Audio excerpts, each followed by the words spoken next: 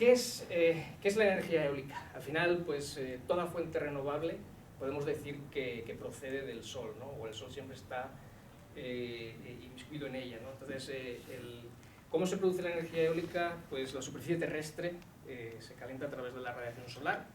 Las masas que están en contacto con la superficie terrestre pues se van calentando. Eso va haciendo que esas masas tengan un movimiento ascendente, y al mismo tiempo las masas que se encuentran en la parte o las capas superiores pues van a tender a bajar, ¿no? Porque esas capas están un poquito más frías. Ese movimiento de capas o de masas de aire pues van a producir finalmente el viento. La energía cinética que está almacenada en el viento es la que nosotros vamos a utilizar para convertir esa energía en un movimiento rotacional en un eje que está ubicado en la parte superior de la turbina, y a su vez conectaremos un generador eléctrico para producir energía eléctrica. Eso es básicamente lo que haría un aerogenerador. Este es el mapa eólico de México. Estos mapas eólicos los solemos utilizar en todos nuestros proyectos, en todos los países donde tenemos presencia. De alguna manera nos indican cuáles son las zonas en las que nos interesa, bueno, más bien a nosotros, a los clientes, les interesa instalar sus parques eólicos, ¿no? El color rosa estaría indicando las velocidades medias anuales más bajas, en torno a los 3-4 metros por segundo, y los tonos marrones oscuros pues estarían mostrando velocidades medias anuales superiores a los 10 metros por segundo. Recordar que hay que multiplicar por 4 para tener una referencia de lo que sería en kilómetros por hora. Y aprovecho esta transparencia para deciros a qué velocidad arranca un aerogenerador. Teniendo en cuenta que tenemos aquí mapeado el valor mínimo, que son 3 metros por segundo, y un valor no máximo, porque normalmente hay muchos más, pero un valor de referencia máximo para esta slide de 10 metros por segundo, ¿a qué velocidad pensáis que podría arrancar un aerogenerador? 7 metros. ¿Cuánto? 7 metros. 7 metros por segundo. Los aerogeneradores actuales están arrancando alrededor de los 3 metros por segundo. 3 metros por segundo son aproximadamente 10 kilómetros por hora. Entonces, poneros en vuestro coche, ir a 10 kilómetros por hora. A esa velocidad del viento, los aerogeneradores son capaces de arrancar. ¿Y por qué quisiera mostraros esto? Porque cada pala puede pesar, como veremos más adelante, entre 6.000 y 12.000 kilos. Tenemos 3 palas, más aparte el buje, que pesa alrededor de que dependiendo del modelo, entre 9 y 15 toneladas. Entonces imaginaos cómo somos capaces tan efectivamente o eficientemente de extraer energía del viento para mover tanto peso. Entonces, pues recordar que las turbinas eólicas están empezando a arrancar a velocidades de 10 kilómetros por hora, velocidades muy bajas.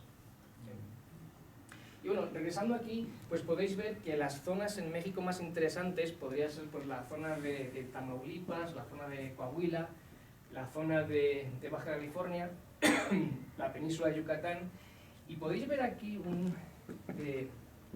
la zona de Oaxaca, donde aparecen colores pues fuertes, ¿no? Marrón, rojizo. Son velocidades medias anuales de 10, 11, 12 metros por segundo, son velocidades altísimas. La zona de Oaxaca tiene una zona de viento particular en todo el mundo. En todo el mundo no hay una zona como la de Oaxaca. No solamente por las velocidades altas de viento que encontramos allí, sino también por las ráfagas. Para nosotros no es muy interesante instalar turbinas donde hay ráfagas de viento pues, fuertes, ¿no? Porque al final lo que están haciendo es generar un movimiento de vibración en la turbina y consumiendo vida. Al final son cargas que estamos traduciendo, transmitiendo desde los componentes mecánicos a la cimentación, ¿no? Entonces, bueno, pues tiene unas condiciones muy especiales y hay que diseñar turbinas específicas para esa zona. ¿Se sabe qué tiene en particular esa zona?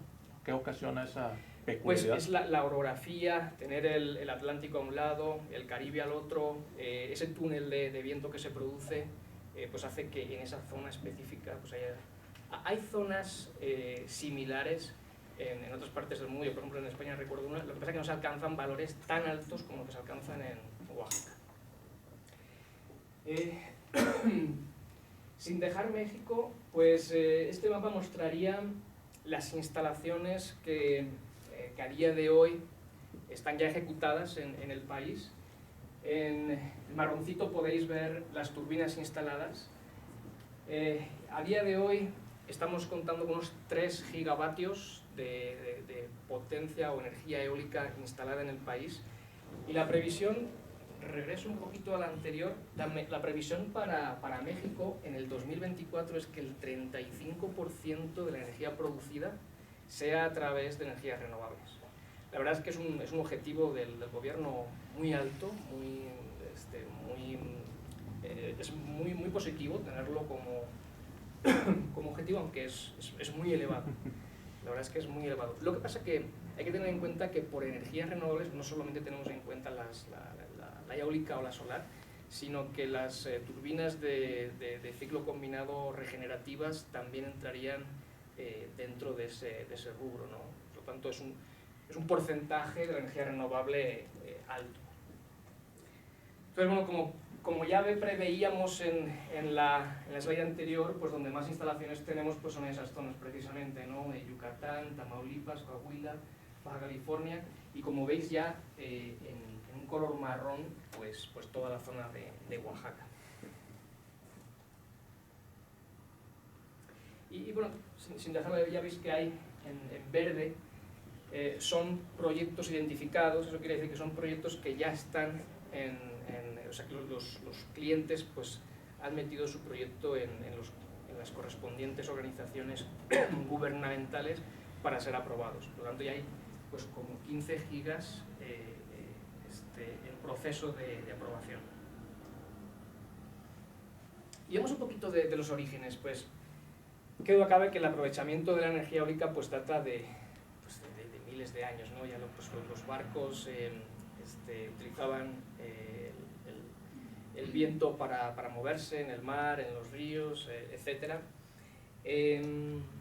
Una cosa curiosa es que la primera aplicación documentada de una máquina eólica pues data de la época de los fenicios, no, de los griegos, por Herón, y era un cacharrito que hacía funcionar un piano, ¿no? Un órgano. Entonces, pues, bueno, la gente, leyendo un poquito sobre esto, pues la gente pensaban que era un truco de magia, pensaban que era magia negra, porque bueno, pues, se podía obtener música sin que nadie tocase o estuviese en contacto con el órgano, ¿no? Volviendo o llegando a épocas más recientes, hay un poquito de historia sobre los molinos de viento. Esa es una fotografía de un molino en Holanda. ¿Para qué pensáis que utilizaban los molinos en Holanda, los molinos de viento? Tú no puedes responder. Holanda está por debajo. Agua, ¿no? Así es. Holanda está por debajo del nivel del mar. Entonces ellos necesitaban un sistema continuo de drenaje del agua. Por lo tanto, los molinos de viento fueron, puesto que provienen de una fuente, entre comillas, inagotable, pues se hicieron uso de estos molinos para ir sacando agua de tierra adentro. Entonces, pues iban a través de canales, pues llevando el agua hacia donde ellos estaban interesados. El siguiente molino es un molino de bombeo, también de bombeo de agua, un poquito ya más moderno, y es un molino que se utilizaba en los años, a mitad del siglo XIX en Estados Unidos, y sirvió mucho para industrializar las zonas agrícolas. Es decir, podíamos llevar agua, podíamos regar todos aquellos, o llegar a zonas en los campos donde el agua no llega, y a través de los molinos de bombeo pues éramos capaces de poder sembrar en extensiones, en áreas más extensas, digamos, ¿no? La siguiente son molinos, esta zona es allá de mi tierra, esta es la zona de Castilla. Son molinos de molienda de grano, y bueno, pues prácticamente se utilizaban del mismo modo, ¿no? Es curioso, estas fotografías son curiosas porque tienen aquí esta parte de atrás de este palo, que es el que servía para poder mover el rotor, ¿no? Lo que ahora pues lo hacen 4 o 3 motores eléctricos, fácilmente, pues antiguamente había que estar moviendo en la parte de arriba en la dirección de donde venía el viento, ¿no? Pero claro, el viento es predecible. O sea, a día de hoy sabemos con una probabilidad o con una certidumbre aceptable de cuándo va a soplar el viento y por dónde. Entonces, pues no es que hubiese ahí un hombre con una veleta midiendo en todo momento hacia dónde va el viento y fuese cambiando de un lado a de otro, sino que por las mañanas se sabía de dónde venía el viento y por las tardes pues también se sabía de dónde, ¿no? Entonces pues, había que cambiar prácticamente 2 veces al día la parte superior para continuar con la molienda del grano. La siguiente fotografía muestra el primer aerogenerador también documentado, ¿no? Es del 1887 y 1888 y bueno, pues ya como veis tiene un diseño no como las turbinas que utilizamos a día de hoy, puesto que tiene como 177 álabes o aspas o palas, y hoy en día estamos utilizando pues 2 o 3. Pero bueno, pues fue el primero que utilizó un generador un molino eólico para la producción de energía eléctrica, ¿no? Y bueno, estamos hablando pues, de unos 170 años. ¿Y qué es lo que cómo podemos aprovechar la energía del viento y hasta dónde, ¿no? ¿Cuáles son los límites? Pues la potencia que podemos extraerle al viento pues viene por esa formulita, un medio de la densidad por el área, por la velocidad al cubo. No sé qué pasó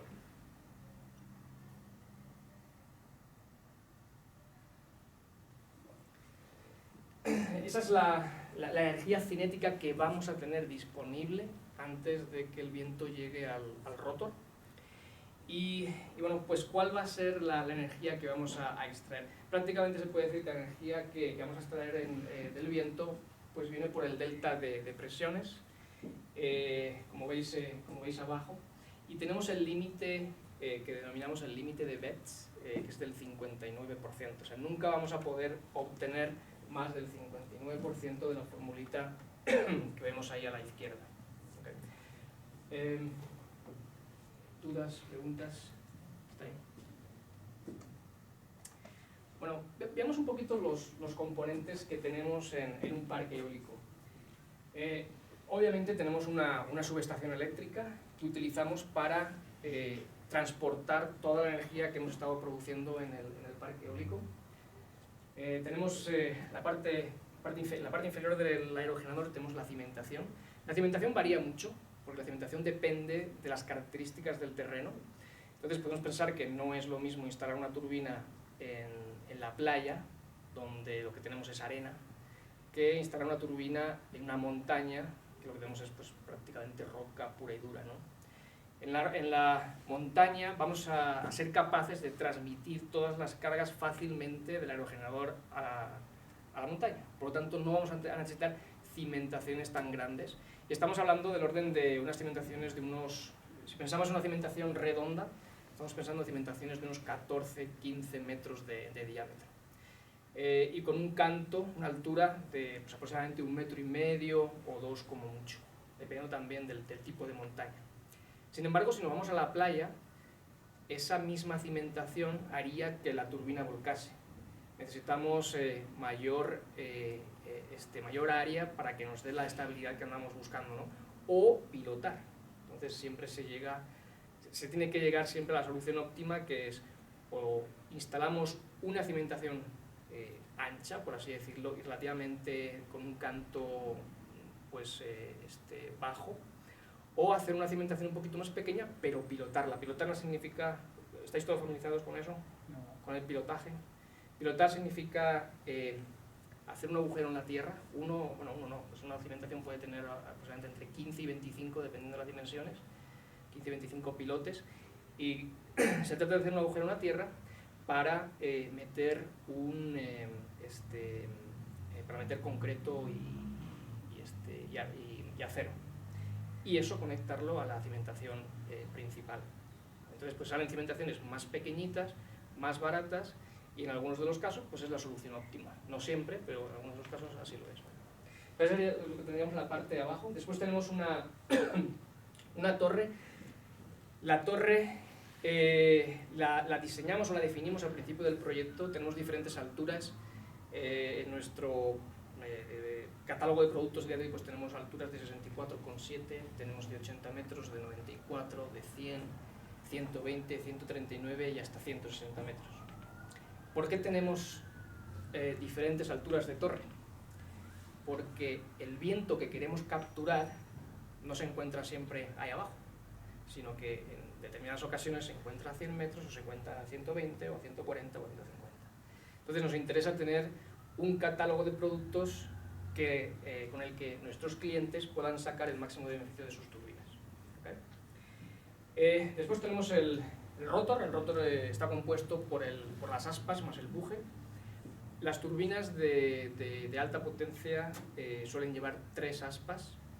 Es cuando se hacen los cálculos de la eficiencia aerodinámica, de la cantidad de potencia que podemos extraer del viento, del ruido que emiten las aspas, porque también hay limitaciones por ruido, pues se conviene que 3 es el número ideal para construir un rotor para turbinas de alta potencia. Después tendríamos lo que llamamos nacelle, y es el sistema que aloja la caja de engranes, el eje lento, el eje rápido y el generador. ¿Vale? Tendríamos el anemómetro y la veleta. El anemómetro prácticamente nos vale para encender o arrancar la turbina y apagarla. No nos vale para mucho más.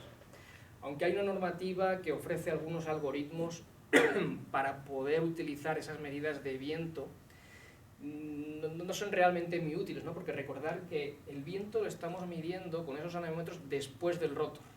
Eso quiere decir que ya es un viento con una turbulencia alta y que no se corresponde con la realidad o con las características del viento antes del rotor. Entonces prácticamente lo utilizamos para arrancar la turbina cuando se alcanzan esos 3.5 metros por segundo, o apagarla, porque pues las turbinas también se diseñan para poder soportar cierto nivel de carga. Nuevamente, dependiendo también del modelo, pero cuando se alcanzan 23, 24 o 25 metros por segundo, corresponderían como máximo unos 100 kilómetros por hora, pues las turbinas se desconectan para, pues por la propia seguridad, ¿verdad?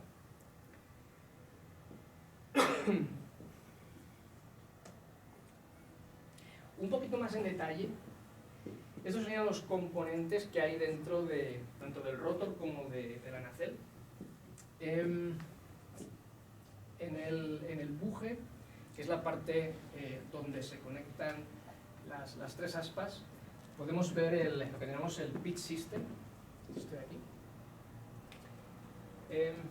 Es un motor eléctrico con una caja de engranes pequeñita y nos permite girar el aspa pues en la posición en la que nosotros más nos convenga. Cuando la turbina está parada, pues nos interesa tener las palas en posición de bandera, que es posición lo que llamamos de 90 grados, o cuando la máquina empieza a trabajar, pues nos interesa ir girando la pala para capturar esa energía cinética del viento. Entonces prácticamente en el buje lo que tenemos es eso, tenemos un pitch system y luego tenemos algunos cabinets de control donde se encuentran pues las tarjetas electrónicas, PLCs y baterías que también nos ayudan cuando se produce, por ejemplo, un corte de suministro de energía. Tenemos que tener un sistema alternativo para poder llevar las palas a la posición de bandera, a la posición de 90 grados. Entonces eso se hace a través de las baterías. Luego nos metemos a la nacelle y lo primero que nos encontramos es un eje de baja velocidad. Entonces la velocidad del rotor suele ser aproximadamente unas 100 revoluciones por minuto. También dependiendo del modelo, dependiendo de las longitudes de las palas, pues esas velocidades de rotación también varían, pero podemos decir que estamos alrededor de las 100 RPM, 100 y algo. Entonces dentro de la nacelle lo primero que nos encontramos es un eje lento. Justo después está la caja de engranes. Nos interesa multiplicar esa velocidad a unas velocidades también dependiendo del generador, si es síncrono o asíncrono, pues nos interesa multiplicarlas a una relación determinada. Normalmente la relación suele ser 1,98, 1,100, 1,102, Es decir, lo que estamos haciendo es multiplicar por 100 la velocidad que teníamos a la entrada de la caja de engranes. Contamos aquí también, en esta parte, en el eje rápido, con un freno de disco. Prácticamente es lo mismo que el freno de los coches, y lo utilizamos para realizar diferentes frenadas. Pueden ser frenadas de emergencia, pueden ser paradas normales de operación, de mantenimiento, etc. Entonces solemos parar la turbina con ese freno de disco. Tiene unas pinzas con unos ferodos iguales que, claro, el disco es así, simplemente, está bien en esta ocasión. Y por último tenemos el generador, que es el elemento encargado de producir la electricidad, ¿verdad? Podéis ver aquí también dos motores. En el otro lado tiene exactamente otros dos, o sea, contamos con 4 motores. Son los motores que llamamos yaw system, los motores del yaw, y son los que nos permiten orientar la turbina en la dirección del viento.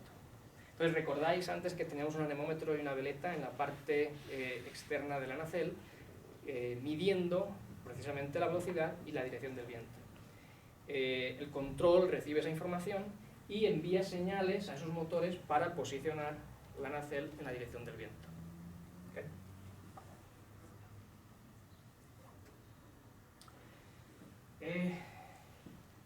Otro de los componentes sería la torre. Generalmente utilizamos torres huecas de acero, pero hay momentos en que los chinos empiezan a construir, desaparece todo el acero del mundo y es carísimo. Encontrar acero es carísimo. Eso sucedió hace pues, aproximadamente 7-8 años y bueno, pues en algunos países no era tan económico instalar torres de este tipo, ¿no? Posiblemente sean las más sencillas de instalar, transportar, diseñar, pero pues no siempre es la mejor opción o la opción más económica. Tenemos que tener en cuenta que al fin y al cabo esto es un negocio para los clientes y pues se busca pues tasas de retorno bajas, se buscan rentabilidades altas. Entonces aparecen también nuevas opciones, ¿no? Nuevas opciones pueden ser torres de celosía. Las torres de celosía son las típicas torres que se utilizan para el transporte de electricidad, ¿verdad? Torres de celosía. Utilizamos también torres de concreto, torres mixtas. Por ejemplo, hasta los 60-70 metros de altura es de acero y después es de concreto o al revés, dependiendo de la tipología. Generalmente al revés, primero la de concreto y después la de acero. Como comentaba, por dentro siempre están huecas. Necesitamos transportar de alguna manera o manejar los cables de arriba a la parte inferior donde va a estar el transformador de potencia. Necesitamos plataformas para que la gente... No sé si alguien ha subido una torre eólica o cualquier otro tipo de torre que esté a 80, 100 o 120 metros, pero cansa. O sea, cansa.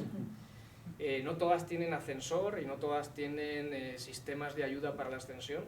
Entonces, pues imaginaos que trabajáis en el equipo de mantenimiento de un parque eólico de 200 turbinas y al día pues se puede, no sé, romper una tarjeta electrónica en una, a otra le falta grasa en el sistema del pitch, a otra pues... y tienes que subir 3-4 turbinas por día. Solamente eso ya no te estás ahorrando en gimnasio y cosas así, ¿no? Pero bueno, es muy... Por tanto necesitamos plataformas de descanso, además que la AI pues también lo recoge, ¿no? Bueno, tenemos escaleras. Unas escaleras nos van a servir para atar todos los cables de potencia y los cables de control, y las otras escaleras nos van a servir para pues, escalar la parte superior. Siempre, todas las escaleras que tenemos para subir llevan un sistema de protección. Nosotros llevamos un arnés de seguridad, llevamos unos deslizadores que conectamos a la escalera a través de, unas veces un carril, otras veces un cable, y siempre tenemos que estar protegidos. O sea, se producen caídas, pero ese sistema te permite pues siempre estar del lado de la seguridad.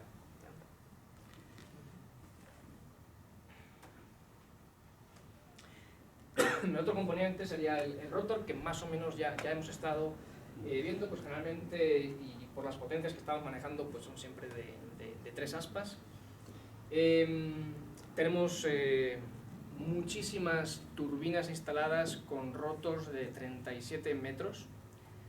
suelen ser turbinas de 1.5 megavatios de potencia, con 37 metros, pero obviamente pues nos estamos moviendo a niveles de potencia y por lo que hemos visto antes, podréis ver que si queremos aumentar la potencia de una turbina, si nos íbamos a la formulita de 1/2 de la densidad por la velocidad al cubo, por el área, ¿dónde podemos nosotros trabajar para aumentar la potencia? En el área, ¿no? En el área, pues al final estamos hablando de la longitud de la pala, ¿no? Entonces, bueno, pues tenemos muchísimas turbinas, 1.5 megavatios con palas de 37 metros de longitud, que pesan alrededor de los 4.000 kilos, pesan esas, 3.800, 5.000 kilos. Pero, pues, a día de hoy, nuestros clientes piden que las turbinas sean de una potencia mucho mayor, más del doble incluso. Entonces, para poder ofrecer una turbina de ese tipo, solamente podemos irnos a palas cada vez más largas, ¿no? Entonces, bueno, pues estamos trabajando con palas pues, de 56.9 metros, alrededor de los 60 metros. Entonces, 60 metros es como 2 campos de fútbol o algo así, para que os hagáis una idea. O 1,5 campo de fútbol, si no recuerdo mal. ¿Cuánto mide un campo de fútbol? Bueno, eso quiere decir también que tenemos también restricciones por el transporte. No podemos transportar una pala de 100 metros. ¿Por qué? Pues porque por las carreteras pues, es imposible, ¿no? Entonces hay que pues, pensar en nuevas tecnologías, como en uniones, partes. ¿Qué tipo de uniones podemos pensar para que podamos irnos a palas muy largas para capturar mayor energía y ofrecer una potencia mayor, ¿no? Pues soluciones como esa, con uniones, pues nos pueden ofrecer ir a longitudes largas, ¿no? Las palas actuales, de 60 metros, sí, pues estamos hablando del orden de 12 toneladas, incluso más. Por lo que eso, ¿a dónde nos lleva? Pues a pensar que también tenemos que reducir el peso de las palas. Por lo tanto, tenemos que pensar en materiales diferentes a los del día de hoy, ¿no? Al final, el peso de la pala se va a traducir en carga en el resto de la turbina. Por lo tanto, nos interesa controlar esa parte en la que sí nosotros podemos diseñar. ¿Okay? Y por último, el ruido. En muchos países, bueno, todos los países, se tiene establecida una normativa sonora o de ruido, y por ejemplo, los más restrictivos creo que no se pueden pasar de los 103 decibelios, medidos bajo un proceso por estándares internacionales. En otros países el 105 decibelios es lo más típico. ¿Y eso qué quiere decir? Que tenemos que diseñar palas que no superen ese nivel sonoro. Es una restricción. De hecho, podríamos ser aerodinámicamente más eficientes si no tuviésemos esa restricción. Pero eso nos lleva pues, a tener que ser creativos, innovadores, más inteligentes, o contar con sistemas adicionales para pues poder, bajo esos niveles de ruido, poder seguir ofreciendo turbinas de alta potencia. Esta lo voy a pasar rápido, un esquema, un sumario de lo que podemos encontrar en cuanto a aerogeneradores. Pues tenemos las turbinas que instalamos en el mar. Son las turbinas que, por el tipo de viento que se tiene ahí, pues podemos diseñar palas, podemos diseñar torres, de una manera que podamos llegar como a los 10 megavatios. A día de hoy estamos entre 9 y 10 megavatios, que es prácticamente el doble de lo que estamos instalando en tierra, ¿no? En tierra o en eso, como vemos ahí, pues estamos hablando de entre el 3 y 5 megavatios, son las turbinas recientes. Nuestra turbina que anda por ahí, por ese orden de magnitud, es nuestra nueva turbina 3.4 megavatios. Y luego tenemos turbinas de pequeña aplicación, pues para uso doméstico principalmente, que pues dependiendo, si son por ejemplo para pequeñas industrias, pues podemos estar instalando turbinas de 10-100 kilovatios, y son para uso doméstico pues entre 1 y 10 kilovatios. este sería un poco el mapa de la empresa a nivel mundial. Pues estamos presentes en 31 países, muestra esta transparencia en el año pasado, pero bueno, pues ahí ya tenemos que añadir como 5 o 6 nuevos países. Pues ya tenemos instalaciones en Arabia, en Marruecos, en Australia, no en Australia, no, en algún otro, en Estonia. Bueno, pues tenemos 5 o 6 países nuevos que añadir ahí. Eso hace un total de unos 40, a día de hoy 43 gigavatios instalados, con unas 29.000 turbinas a día de hoy, con un 98% de disponibilidad. ¿Y qué quiere decir eso de la disponibilidad? Quiere decir que la turbina está disponible para producir energía el 98% del tiempo. No quiere decir que esté produciendo, porque a lo mejor no hay viento. Pues no hay viento, pues la turbina está disponible, pero pues hay un viento bajo, no puede arrancar, ¿no? Entonces, lo que nuestros clientes piden es que la turbina tenga una gran disponibilidad. Y, bueno, pues 2 billones de dólares invertidos en investigación y desarrollo. Esta gráfica nos explicaría, aunque tenemos más modelos en nuestro catálogo, pero un poquito nos mostraría qué es lo que tenemos para vientos bajos o para vientos altos y para restricciones del terreno.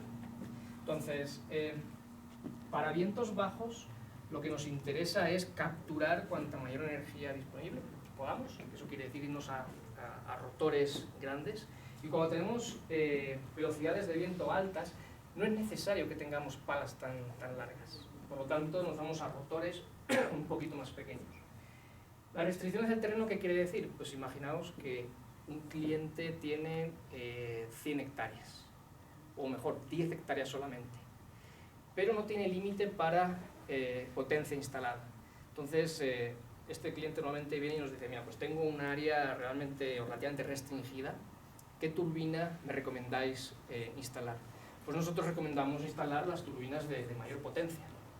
Sin embargo, cuando no hay límites en el terreno, como por ejemplo puede suceder en algunos parques aquí en el norte o en Estados Unidos, donde pues, las áreas son muy extensas, no hay casas cerca, no hay industria, no hay carreteras que puedan darte alguna restricción, pues es posible que nosotros recomendemos turbinas de una potencia inferior porque tienen mejor respuesta al final, o sea, tienen una mejor eficiencia. Por tanto, puede hacer que la viabilidad del proyecto financiero sea mejor que instalar una turbina de mayor potencia. Y un poquito, ¿cómo operamos los parques?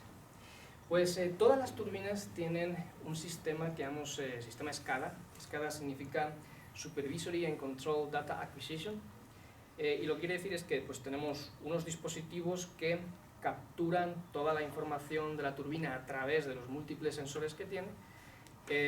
Se puede operar la turbina desde la propia turbina, es decir, puedes conectarte una laptop y operarla desde ahí, o también se envía toda esa información vía por fibra óptica a la subestación, donde tenemos un cabinet de operaciones, y desde allí pues también podemos manejar todas las turbinas del parque, las podemos parar, las podemos poner en marcha. Ellas se ponen en marcha en automático, pero si por la razón que sea nos interesa pararlas o ponerlas en marcha desde la subestación, pues también lo podemos hacer a través de este sistema SCADA que está interconectado en todo el parque. O sea, entre turbina y turbina está conectada a través de fibra óptica. O sea, por eso se puede acceder desde la subestación a cualquier turbina del parque. ¿Okay?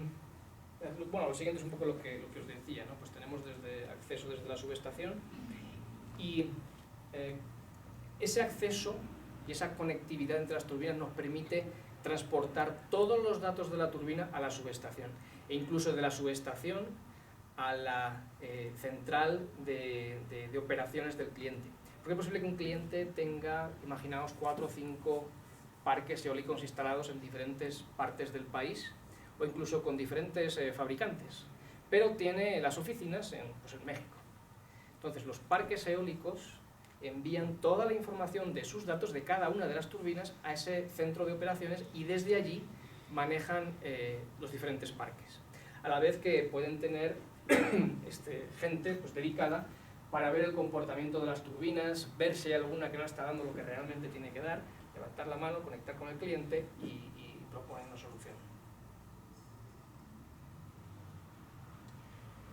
Un poquito lo que os comentaba antes, pues a día de hoy el 98% de disponibilidad pues, es lo que se suele poner en los contratos.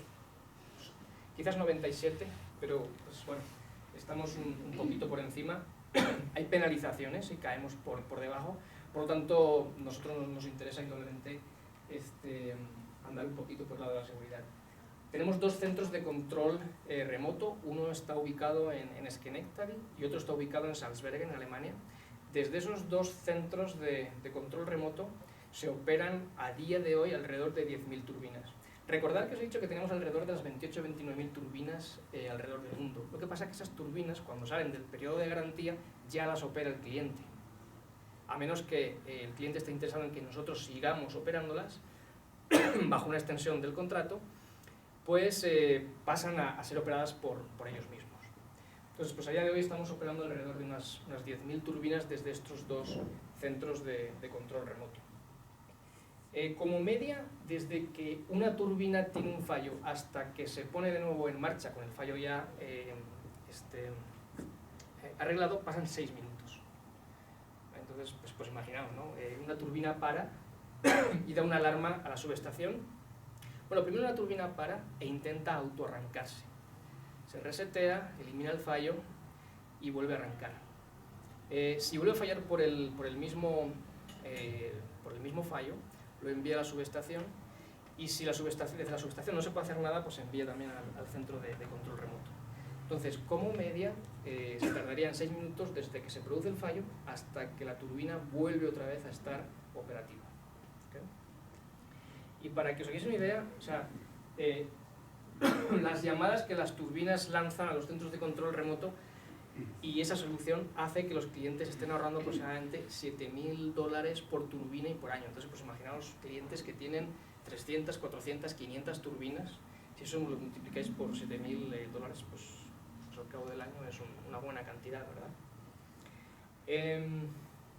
Por otro lado, tenemos un centro de diagnóstico que no está instalado en todas las turbinas porque es una opción, pero el cliente pues, podría comprarlo, ¿no? Es lo que llamamos CMS o CBM. Prácticamente podemos monitorear las vibraciones del tren de potencia y bueno, pues sabemos cuando se producen fallos en las bolas del rodamiento o en las pistas del rodamiento o en los ejes, pues sabemos en qué frecuencia se pueden observar y podemos parar la turbina y evitar un desastre, ¿no? Imaginaos que se rompa un eje o se rompa un rodamiento, pues podría ser catastrófico, ¿no?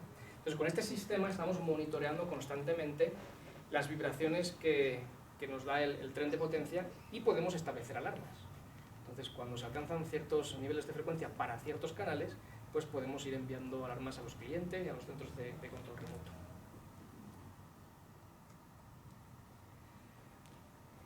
Esta transparencia, pues, me da cosa explicarla porque Raúl es el experto de ello, ¿no? Entonces, es una transparencia que utilizamos mucho para explicar qué es lo que hacemos en servicios.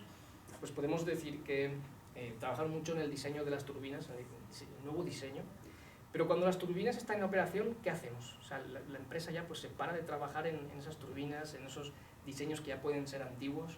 Realmente no, realmente lo que nos interesa es que nuestros clientes, cuando tienen las turbinas instaladas, pues sigan obteniendo todavía más dinero del que podrían obtener si no hiciesen nada.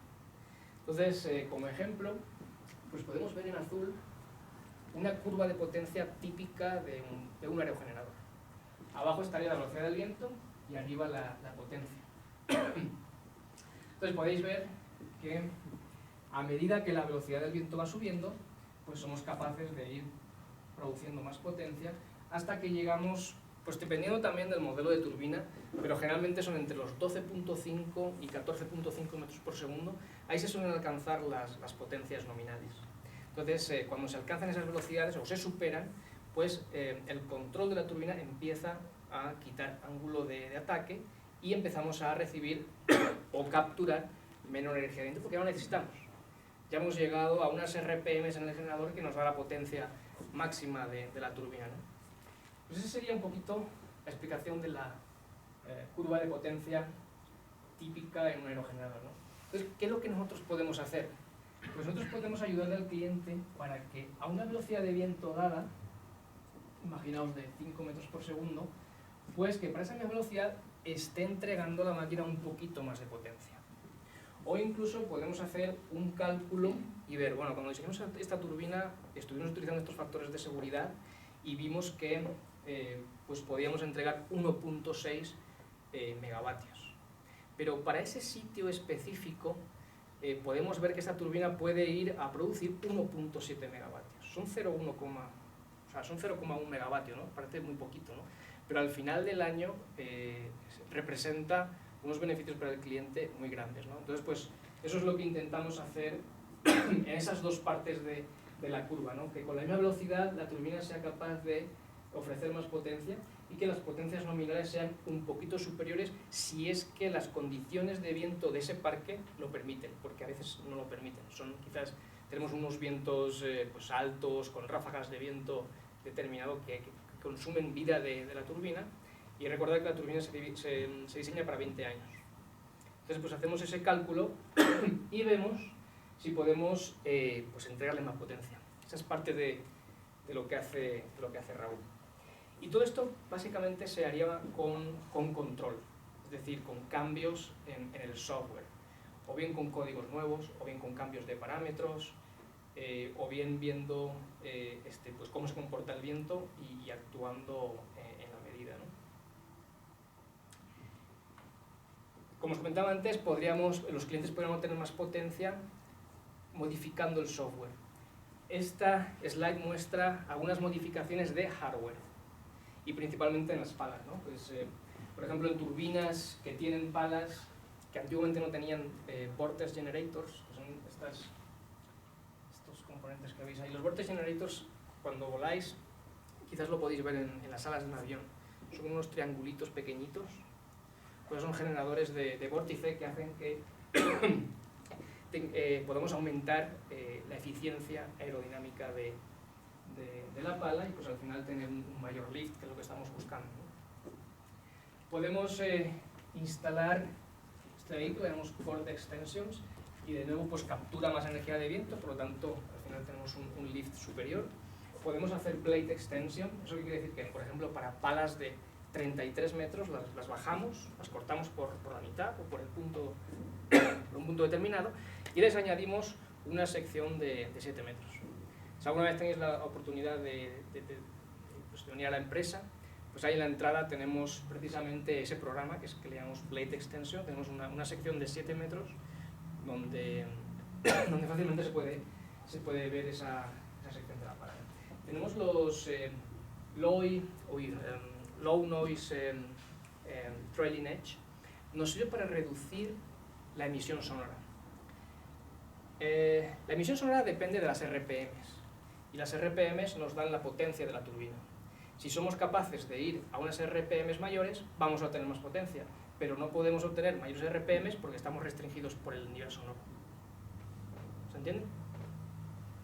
Si somos capaces de subir las RPMs pero mantener el nivel sonoro, vamos a dar más potencia.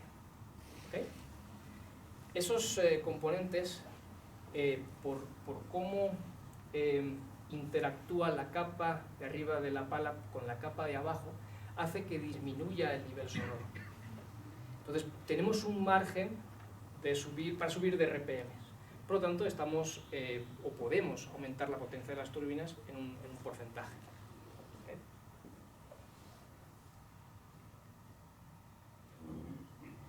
Y bueno, ¿qué es lo que teníamos en el pasado? En el pasado lo que teníamos es sensores en la turbina, como por ejemplo el anemómetro y la veleta. Con el anemómetro medíamos la velocidad del viento, la ponemos en marcha. Si la velocidad del viento es muy alta, paramos la turbina. Con la veleta lo que hacemos es posicionar la turbina en la dirección del viento. Eso es un poquito lo que teníamos en el pasado, y poquito a poco con los controles inteligentes, eso pues lo vamos modificando, ¿no? Nosotros tenemos un paquete que llamamos Advanced Control, que trata de mover el ángulo de pala dependiendo de la posición en la que se encuentre, de manera que somos capaces de reducir las cargas que transmitimos al tren de potencia. Si somos capaces de reducir las cargas que transmitimos al nivel de potencia, tenemos margen para diseñar palas más largas con ese sistema de control inteligente. ¿Okay? Entonces, para una misma turbina, para una misma torre, sin tener que hacer más gruesas las paredes, podemos instalar palas más largas. Por lo tanto, recordad, palas más largas, pues mayor potencia. ¿Y qué es lo que nos vamos a encontrar en el futuro y en lo que estamos trabajando? Se trata de anticiparse a esas cargas. Es decir, con el sistema LIDAR, que es un sistema de medición por láser, nos va a estar midiendo las ráfagas de viento que todavía no han llegado a la turbina. ¿Okay? Entonces, el sistema nos va a decir, dentro de 2 segundos van a tener una ráfaga de viento de estas proporciones. Por lo tanto, la turbina va a tener tiempo de preparar el ángulo de pala para que no le afecte tanto en cuanto a cargas. ¿Se entiende? ¿Sí? Y bueno, eso a nivel de... Esto que os estaba mostrando es a nivel de turbina. Y a nivel de parque también tenemos controles inteligentes desarrollados. Aquí hay 3 ejemplos, tenemos más. Wake Management es otro en los que Raúl pues, es el experto en la materia. Pero básicamente, y por hacerlo rápido, imaginaos un parque eólico con 5 líneas rectas, y el viento viniendo pues, en la dirección de la primera línea, ¿no? Justamente perpendicular. Pues claro, esa primera línea va a tener un viento fresco, poco turbulento, del que va a extraer mucha energía. Pero la siguiente línea, o la tercera, se va a encontrar con un flujo turbulento, con velocidades de viento inferiores, que van a disminuir su potencia.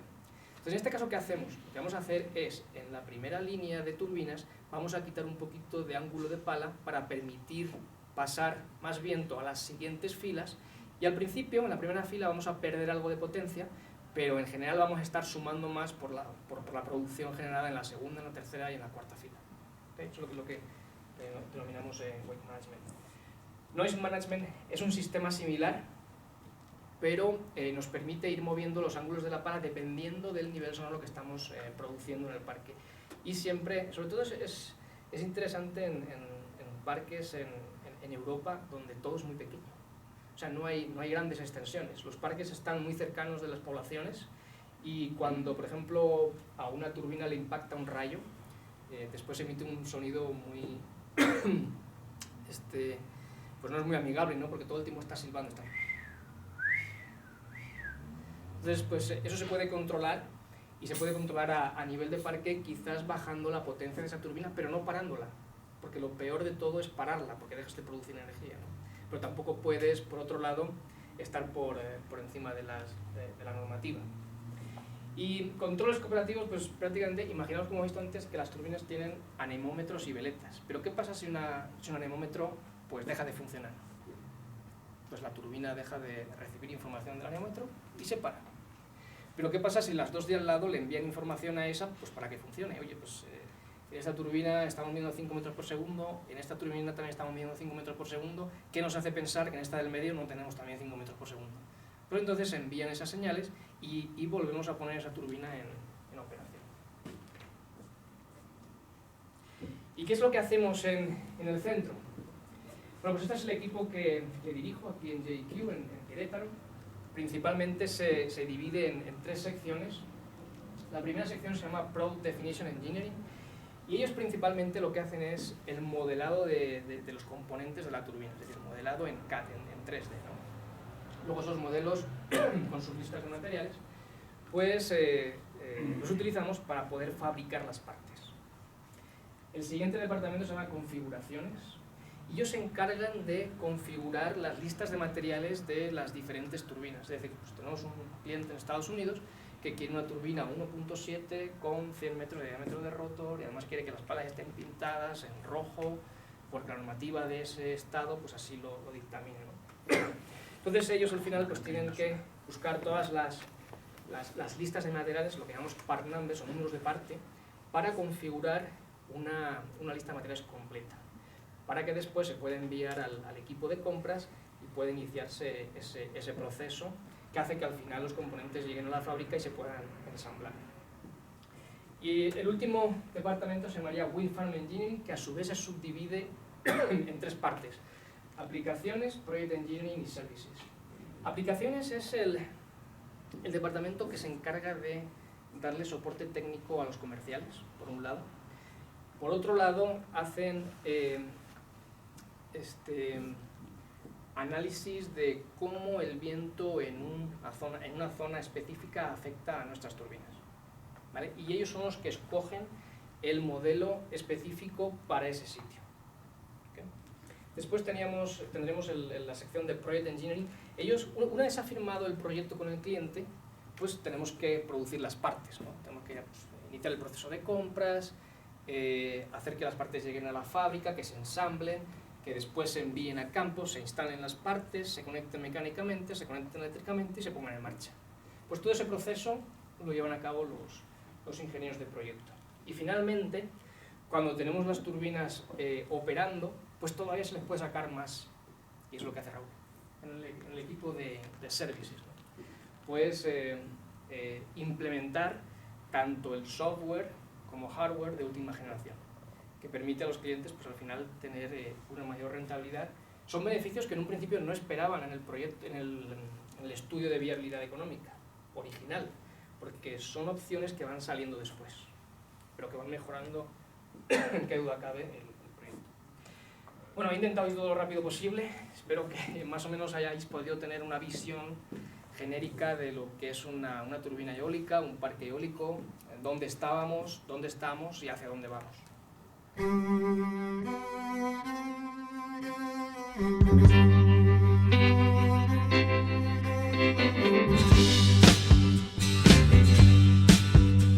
Too long blonde hair and your eyes are blue.